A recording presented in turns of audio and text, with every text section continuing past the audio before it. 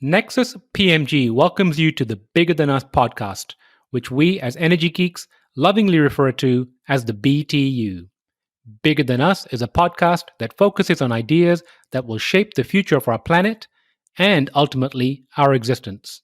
We will occasionally lean into energy topics because, after all, it's the key to our collective survival. But we'll also explore other ideas and topics that we believe will have an impact that is bigger than us. And now, on to today's show.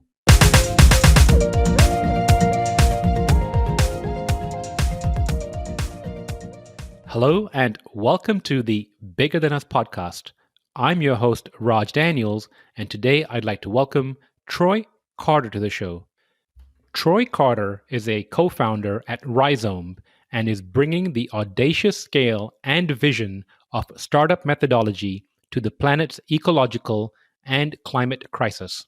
He graduated from Stanford University with a degree in economics, was an early employee at Airbnb and Le Carte, then founded and scaled Troy Cider and exited after a successful acquisition in 2015. He has focused on carbon finance and renewable energy and agricultural projects for the last 6 years. He is now supporting Rhizome to grow into a globally significant climate-positive building materials and carbon sequestration company. Troy, how are you doing today? I'm doing great. Thanks, Raj. Happy to be here. Troy, thank you for joining us. Troy, where are you currently located? So I'm in Sedona, Arizona at the moment, but our operations with Rhizome are mostly in Southeast Asia. So it's a pretty movable target with COVID and having a distributed team right now. And how's the weather in Sedona? It's amazing. It's sort of just the end of the hot period. So today's the first day when it started to cool down. But for anyone who's been here, the morning sunrise up on the mountains is just amazing. Now, you didn't experience any of that heat wave that I know LA or California is getting? We did, but I get up at 5 a.m. to go hike for a few hours. So we get up before the heat. You and I both. I'm an early riser too, and I just appreciate that quiet time in the morning. So you mentioned Rhizome earlier. Can you give an overview of what Rhizome is? Yeah. So I'm a co-founder at Rhizome, and Rhizome is a company that is pioneering a couple things.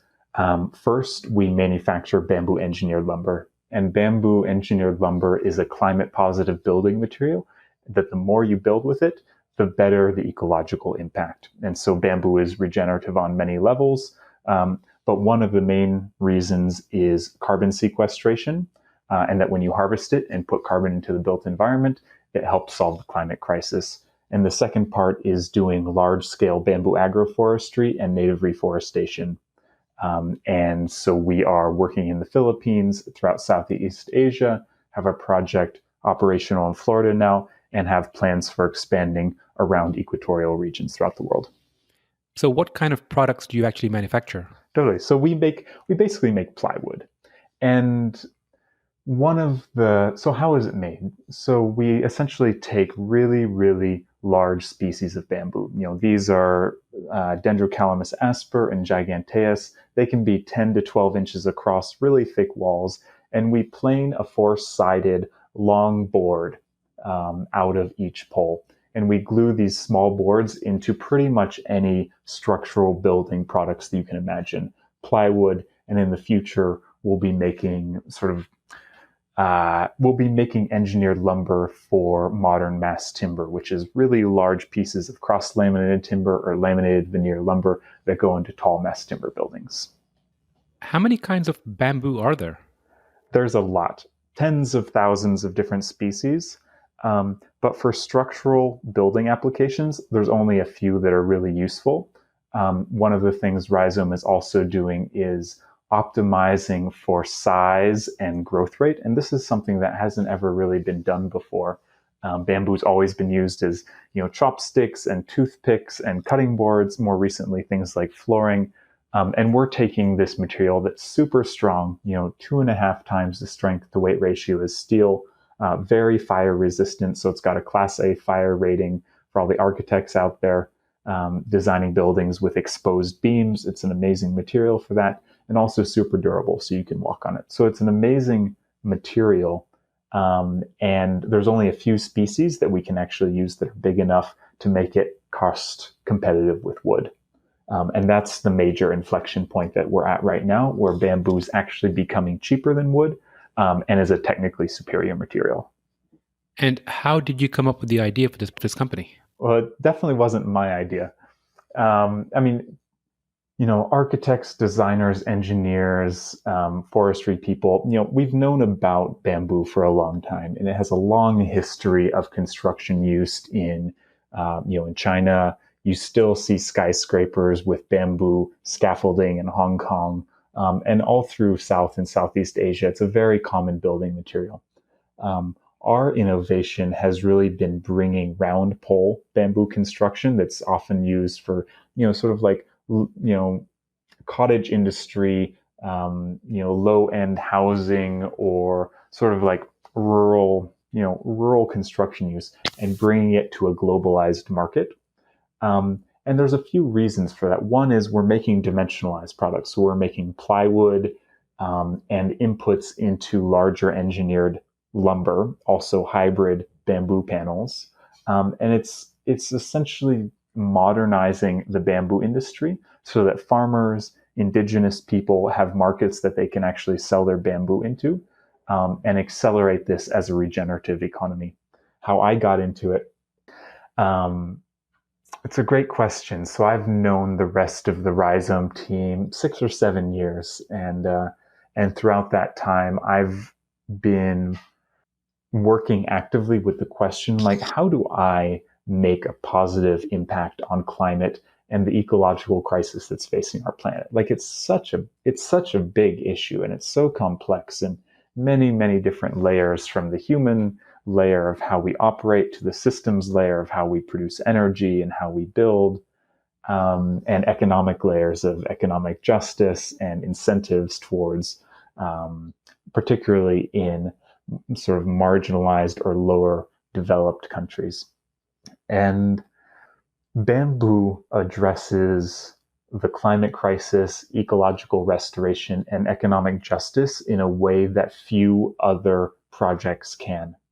And so that was one of the reasons why I have committed so much time to making bamboo a global construction material, so that it can be a legitimate and scalable end use for a really great plant that is highly complementary, particularly in use as agroforestry. It's interesting you mentioned scaffolding. I remember my first trip to India, which was in the 90s. I was shocked, surprised, and sometimes concerned with the amount of bamboo scaffolding I saw on buildings over there. We're used to here in the West seeing metal scaffolding. You walk downtown New York or here in Dallas, you see metal scaffolding, you feel relatively safe walking underneath it just because you've grown up with it. But in India, you see these bamboo poles that just look like they're tied together with twine or some other kind of, tying material. And you see these people that are climbing up these scaffoldings with bricks and tossing, tools up and down. And it looks really, if you're not familiar with it, it's absolutely concerning. So I can envision some of the, uses that you mentioned during the explanation. So I appreciate that. Yeah, and just to chime in on that, that's one of the major image problems, a reason why bamboo has not gotten farther to actually compete more easily with wood. It's really an image problem. Underdeveloped companies or countries from the global south doing unsafe practices using an unproven material. This is the image that bamboo has often. And that's actually just completely wrong. It's a highly technical material, particularly when it's dimensionalized, way superior technical characteristics to wood, highly refined engineering. And that's the level of sophistication and sort of like Western quality methodology that we're bringing. So it's actually a turnkey solution for anyone building in sort of like modern US or European cities. That's an interesting point. Sometimes, what we're used to and what we see, how those two things collide in our mind, and we conflate what might be safe and what's not. Yeah. The name rhizome, where does that come from? So the rhizome is a biological term for the root structure of grasses. And bamboo is a grass. It's a super tall grass. We use bamboo that's 120 feet tall. And the rhizome is the biological reason why it's such a regenerative building material. And essentially, it grows really fast. It gets to size maturity within 7 years to harvest, and then every year you can harvest a third of the plant. And when you cut down a culm, it grows right back within 18 months to full size. And so that super, super fast growth rate, at least 10 times the growth rate of trees. And because it has 10 times the growth rate of trees, that means it also has 10 times the carbon sequestration potential. And so, yeah, rhizome is like this big energy storage system that then just continues to shoot up new sprouts. And we love that metaphor for our company as well. So you mentioned growing, and from my understanding and reading, bamboo has some really unique growing properties, I'd say. I know there's always an example of, bamboo plants and the patience people should have.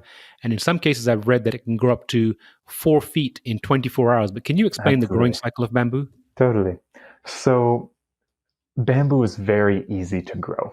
And we only grow clumping species of bamboo, not running species. So when we plant a new plant of bamboo, it doesn't become an invasive plant that would outcompete native forest, for example. So what we do, we take a branch cutting or a node. So every foot or so, there's a node which little branches come out, and we take that and we put it in a nursery pot or in the ground, and it grows very quickly. Within 3 years, a Dendrocalamus giganteus plant can be 120 feet tall, multiple culms at full size from 6 to 12 inches across. And compare that to a 3-year-old Douglas fir that's about the size of a pencil and maybe 4 feet tall. So it's just a totally different order of magnitude of growth. And that sustains for about a decade. So over the first 10 years, it's this massive, massive growth rate. And after about 10 years, it essentially hits the status of climax forest, where there's actually no more sunlight that it can capture. So then it starts leveling off its growth rate. One of the ways in which we solve this to continue very high carbon sequestration rates and high utilization rates and biomass production for building materials is just to harvest. It actually thrives in being harvested. So the more we harvest, about a third of the clump every year, the faster it grows. So we can actually maintain a very, very efficient carbon drawdown source and building material it's almost like it's designed for human use. Unlike trees that actually, when you cut them down, the entire ecosystem collapses, right? You cut down a really big tree, of which we actually don't have so many left, right? There are very few old trees left in the world, but you cut down a big tree, the soil dies, the plants around suffer from erosion. It's a really big deal. And actually, many of the advantages of using wood in terms of carbon sequestration, bamboo just does a lot better. So you might not be able to answer this question, but I'm going to ask it anyway. Great, go for it. What is the relationship between, especially in Asian culture, bamboo and good luck? Yeah. I mean, bamboo has a long history in many cultures, primarily throughout Asia, Southeast Asia, South Asia, where we're based in the Philippines, and also on the island of Mindanao. The bamboo plant is considered the origin of humanity, where the original man and woman came out of a bamboo shoot.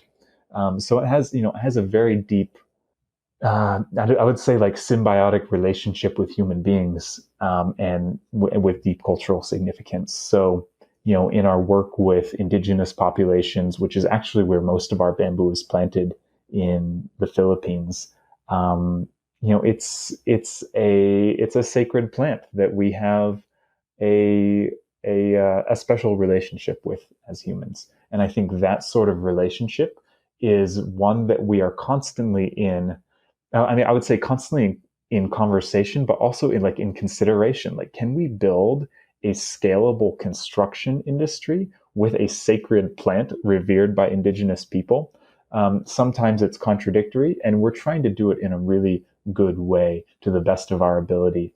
I have a lot of different perspectives on the pace of development in the world, but we may as well use a material that has a positive ecological benefit than using trees or particularly steel or concrete that pretty much across the board is a catastrophe, right? Um, it has a really detrimental effect to our ecosystem, and only now is it becoming a mainstream realization that actually, climate change is real and it's having real impacts on the health and well-being of human beings as well as many other species. So that's part of our motivation, is to bring humanity back in right relationship, and this is one avenue for that.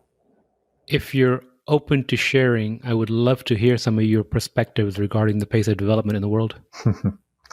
That's a good question. So maybe I won't necessarily answer that question. I think it's a really deep and big question. But one thing that I can say is that we need to be creating beautiful buildings rather than just functional buildings. And if we can use a material that is both more beautiful, it makes people feel really good in the building, and is a biological material that people have a direct emotional and sense of connection with, like that's a good thing. And more, I think maybe just about the future. Like, what is the future of a city that we can really love? And that is a different sort of mobility, where people have walkable cities that are human scale, where our senses can be alive within a city environment, where the sounds and light and materials that are used are really appropriate for humans and also for other animals. Um, that's one role that bamboo can play. And some of the buildings that we've done concept renderings of are just gorgeous. Like, wow, I would actually want to spend the day indoors in a building like this. So maybe just the perspective of humans as creating beautiful structures, beautiful cities where people are actually really happy. That's a vision that I want to work on. So you mentioned Rhizome has building products. Or is there any plans to move into other products like furniture, for example? We sell to furniture makers. Bamboo panels are a pretty standard input into furniture, into flooring, into cabinet making as a beautiful hardwood alternative that's much cheaper and much more sustainable. Like, you can't just go buy tropical mahogany anymore because it's all gone. You go to Indonesia, go to Philippines, go to India. There are logging moratoriums, or there are just simply no trees left, and it's hard to imagine, unless you've seen it, that there are just literally no trees left in many countries, sub-Saharan Africa. And it turns out that the places where bamboo grows the best are usually in these regions where there's been almost 100% deforestation. So we have a really great opportunity to both support local economies in developing regions and also restore ecological balance with bamboo agroforestry and also native reforestation. Are we making other products? Yeah.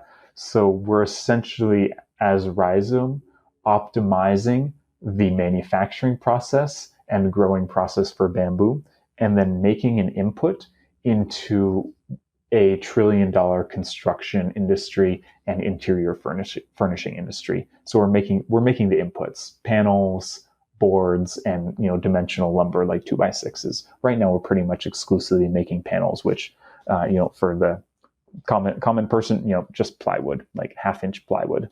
And pretty much every building in the modern world has pieces of plywood in it. So you sound like a very thoughtful individual. Earlier in Thank the you. conversation, oh, you're welcome. Earlier in the conversation, you mentioned you were thinking about why to join Rhizome, why to be a part of Rhizome. You mentioned impact being important to you. Mm-hmm. The crux of our conversation is the why behind what you do. Yeah. So let's unravel that a little bit. Why is making an impact important to you, and why Rhizome? So I'm going to take the question a little bit differently. I don't know why making an impact is important to me. It, comes from an inner call that we all have, and we all make impact in our own way. And this is just a particular flavor of that. But there's something particular about working on climate and large scale ecological restoration that has been a beautiful journey for me, in that because it's a really big problem, like it's clearly one of the major themes of this decade. How do we address climate change on a global level? And that has attracted some of the best collaborators, employees, funders, um, customers, where everyone realizes we're actually in this together. We are on the same team, even if we're competitors. And that level of collaborative spirit and motivation, passion, and competence, like, we can hire really, really brilliant people. And being able to work with highly competent, passionate, heart-centered, brilliant people is just a total gift.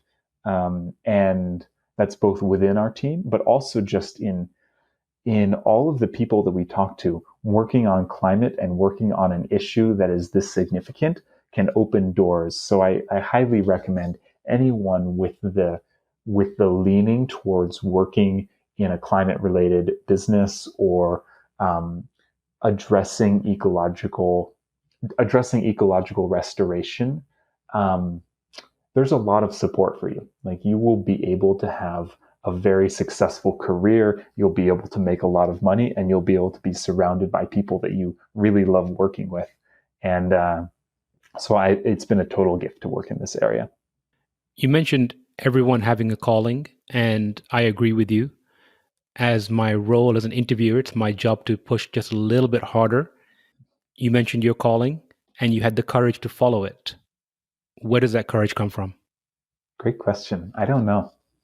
Um, I mean, I tend to think that we all, like all human beings, are highly capable. Um, and I don't know that I necessarily believe that I don't have particularly more courage than anyone else. I grew up in a stable household in a highly developed country, in the US, with a whole lot of privileged circumstances that has given me the choice to work on something that I want, rather than just fight for survival in a job that I may or may not agree with as part of my highest calling. So I think one level is privilege. Um, also privilege of education. I went to Stanford. I worked at some great tech companies. I've been supported in pretty much every step of my life in a way that not everyone has that advantage. So yeah, I don't chalk it up to courage. I chalk it up to privilege, and I'm very grateful for that privilege, and hopefully use it the best that I can. Troy, I really appreciate you sharing that. And I think that that's a profound statement, especially in the time we're in right now regarding recognizing some of the privileges that we have. You and I can sit here and talk about this and, share ideas. And we have to keep in mind that not everyone can do so. So I really, really appreciate that from the bottom of my heart. And that's part of the So, mission of a company like this. It's not just, the Western white savior coming in and saving indigenous people and giving them opportunities or something like that. But there's a level of responsibility for people with money, for regulators, for politicians, for business people, to say, what can I do that's actually good in the world? And it turns out most of the things that we can do that are actually good in the world, there is a strong financial case for as well. So, like, I don't see it as a zero sum game. Like, there's a lot of opportunity to be able to give our gifts, and it's very fulfilling. totally agree. So, switching gears, with Rhizome now for several years, what what would you say is the most valuable lesson you've learned about yourself on your journey? Yeah, it's a great question. I don't know about the most valuable, but some of the things that I've witnessed in myself is basically like where I thrive, where I feel energized, where I feel really, really motivated to continue working, and moments when I don't.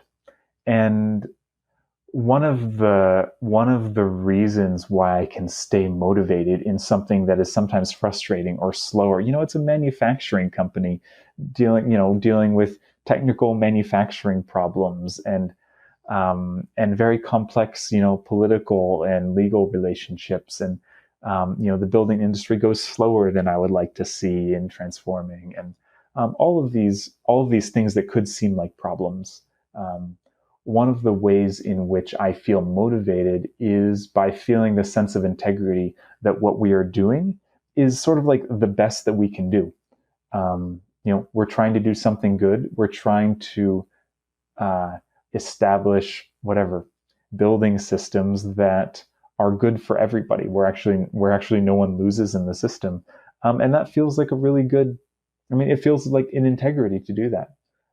So, and like that level of integrity is challenging to find in many businesses.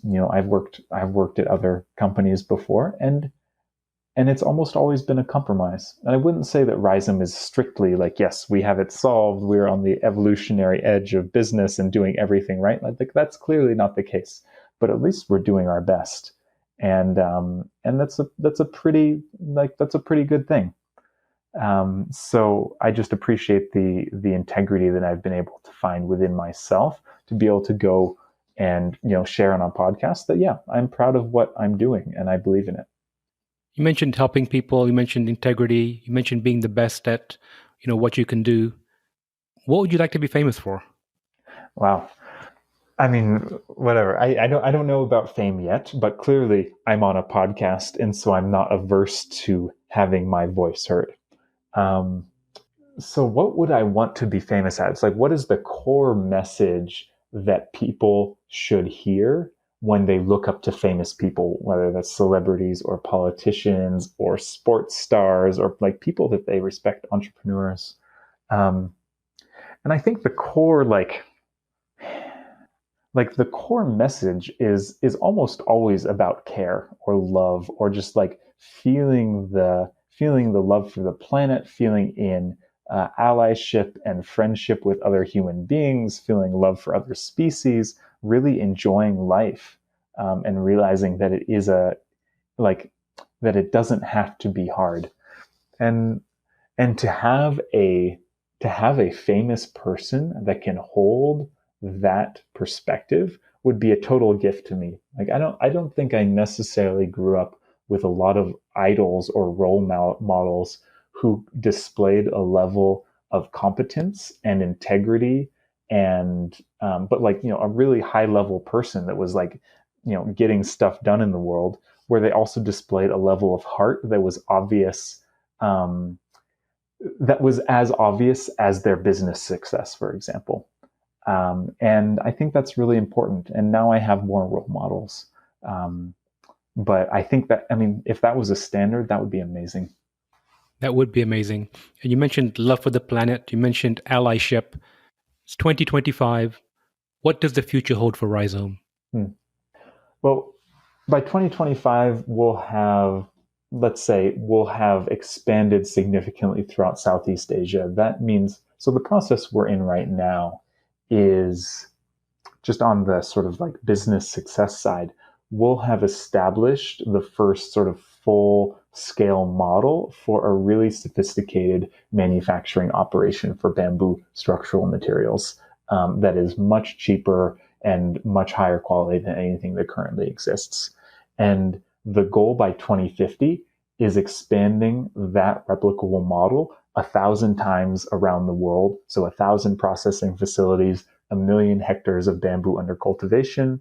And that would be about a 10 gigaton CO2 impact by 2050. And that's about 1% of anthropogenic carbon emissions. So that's a really big number. If we can do that, I would be like, yeah, that's a great success. Even if we miss it by 50%, like, wow, that's a big success. So in 5 years, we better be well on our way of doing that. We will have planted bamboo and native forest all around equatorial regions, made partnerships with local partners in places like Ethiopia and Ghana and Kenya and Mexico and East Timor and Indonesia and Vietnam and throughout India, and that each of these regions, I would say 7 to 10 years down the line, these plantations will come online for harvesting and manufacturing building materials that will be used locally, so that regions like India, that's going to see a massive population increase and massive building, that they can do that with a regenerative, climate-friendly material rather than building concrete buildings, which will cause some climate thresholds that we really don't want to hit. Well, you painted a beautiful vision, and I look forward to seeing it come to fruition. Last question. Mm-hmm. If you could share some advice or words of wisdom with the audience, what would it be? So I was just thinking about sort of like, what words of wisdom would I want to hear? And I mean, the biggest feeling to me that is important is belonging. The fact that there are other people out there that care about me and that care really deeply about me, want to see me succeed personally, but also want me to see me fulfill fulfill my purpose, fulfill my expression in the world, and live really well. And so there's a way in which I'm just thinking American culture, because I'm part of American culture, in which deep allyship and friendship has sort of turned, like it's a little bit turned to networking, or turned to a level of cultural and social isolation that, it isn't connected with what's really important often. So people feel lonely. And, if you feel lonely, I'd say there's a beautiful possibility waiting for you. And I think it particularly comes when you start working on things that are really important to you. For me, when I work in an area like climate, working on Rhizome, I connect with a lot of people that, I've grown to care and love. And so I don't know that that's a piece of advice, but that finding your community, finding your group of allies and friends, and finding your purpose, like, it's totally possible. And I actually, a mentor of mine once said this to me. By the time you have found your community, you will be well on your way to having a lot of fun. And so for me, even more than the climate impact, or even more than ideological vision of how the world should be, to follow the principle of what is deeply nourishing and fun. And that is as accurate a guidance system as anything that you can imagine is good for the world. That's great advice. Listeners, go out and find your community. Find your Troy, fun. there you go, or your fun. I've so enjoyed speaking with you. Thanks, is there Raj. anything I should have asked you that I did not? I can't think of anything. I really enjoyed the conversation. I enjoyed the opportunity. I enjoyed the sense of care that you brought to the conversation, and also just the opportunity to have the story of bamboo, the story of Rhizome, just spread to more people. And so, just to say, we're always very open to collaboration, whether you're an architect or a designer or a funder or a developer, or whatever category that you feel like you have a hit on collaboration, reach out. And I will put a link to your website in the show notes. Troy, I really enjoyed speaking with you, and I look forward to catching up with you again soon. All right. Thanks a lot, Raj. Thank you. Before we go, I'm excited to share that we've launched our comic strip, The Adventures of Mira and Nexi. You can find the first issue at our website, nexuspmg.com, under the Original Content tab. Thank you for listening. If you like our show, please give us a rating and review on iTunes. And you can show your support by sharing our show with a friend, or reach out to us on social media, where you'll find us under our Nexus PMG handle. If there's a subject or topic you'd like to hear about, send me an email, btu@nexuspmg.com, or contact me via our website, nexuspmg.com. And while you're there, you can sign up for our monthly newsletter, where we share what we're reading and thinking about in the clean tech, green tech sectors. Bigger Than Us is a Nexus PMG production.